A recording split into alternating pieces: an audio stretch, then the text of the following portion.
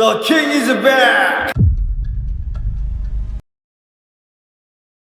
방공예 정찬성의 현재 모든 신경은 단체의 성공, 그렇기에 무엇보다 UF 묻히기, UF 진출 관련 이권 확보에 쏠려있는 상황이다. 첫 대회 분석에서 말했듯이 승부처인 개장빨이 끝난 2-3회 대회에서 누가 뭐래도 가장 빠른 버프 버튼은 UF 관련 확실한 결과 보여주기로 누구보다 이를 잘 알고 있을 코좀이기 때문이다. 하필 라이벌 구도의 블랙컴뱃이 야차 에피소드의 대성공과 함께 50만을 넘겼다. 코좀의 저격성 발언이 나온 것이 공교롭게 딱 그 시점인 게 그래서 묘하다. 자세한 내용은 코좀 야차 컴뱃 저격편을 참고하시기 바란다. 그런데 문제의 코좀 영상에서 눈여겨봐야 할 또 다른 포인트가 있었는데 스토리텔링 디스는 이에 비하면 많이 소프트한 것이었다. 이렇게 RTO 안 주면 유파페 안해 발언을 해버린 것이다.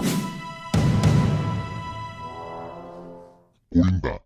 굉장히 정교하고 치밀해야 할 협상 관련 내용을 미리 일방적으로 초강수를 두며 공개해버리는 벼랑 끝 전술을 구사해버림으로써 이전까지 안전장치 유파페로 UFC 묻히겠다 정도, 즉 망하지는 않는 단체하겠다는 여유에서 100% RTO 확보해줘 반협바, 즉 아주 간절함, 쫓기고 있으므로 심리적 급전환이 일어났음을 드러낸 것이나 마찬가지라 해도 과언이 아닌 상황인 것이다. 그러면서 다음 영상에서 물론 백사장 초단위 스케줄에 놓칠까 불안함도 이해는 되지만 최소한의 스몰 토크도 없이 카메라를 들이밀며 바로 단체 얘기를 꺼내는 모습을 보여준다. 도와주기로 했잖아. 나 급하다고.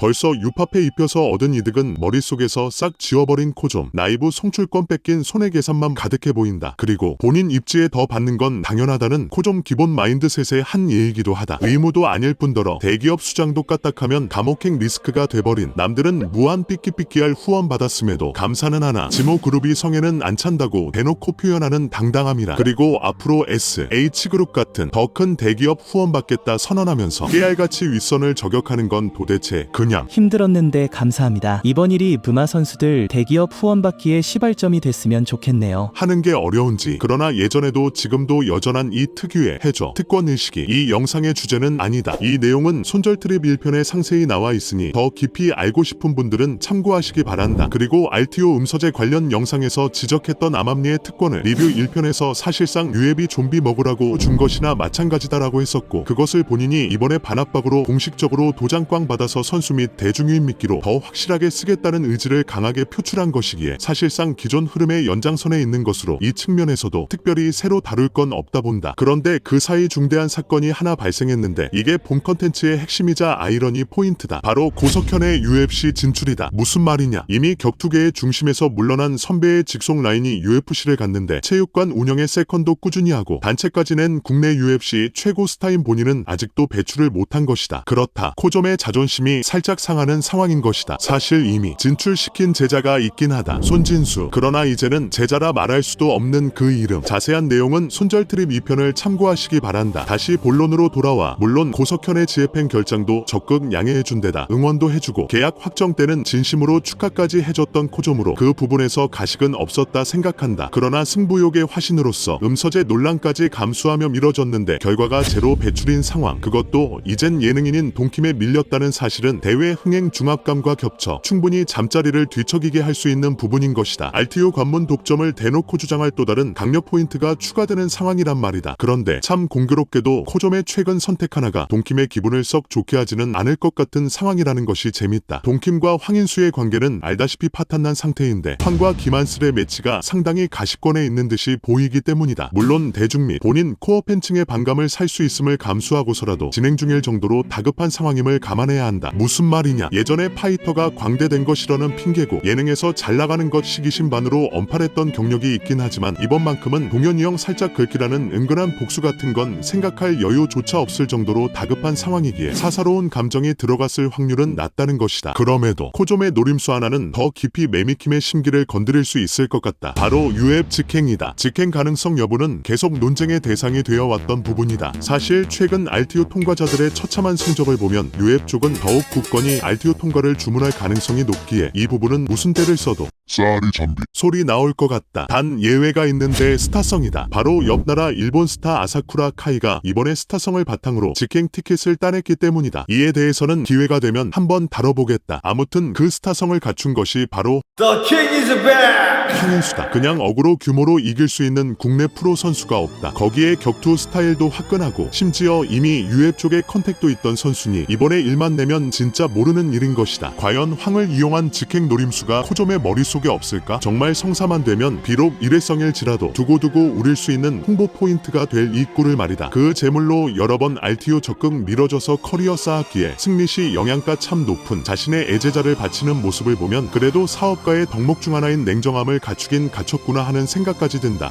이렇게 두 전직 UF 간판 스타는 본의 아니게 드라마를 써줬다. 의도되지 않았다는 게 서로에게 아마도 감정은 없었을 것이라는 게 그런데 어쨌든 서로에게 아픈 부분은 확실히 건드린다는 게 참 운명의 장난이다. 그리고 그 대리 승부사끼리 단짝 친구라는 것도 완벽하다.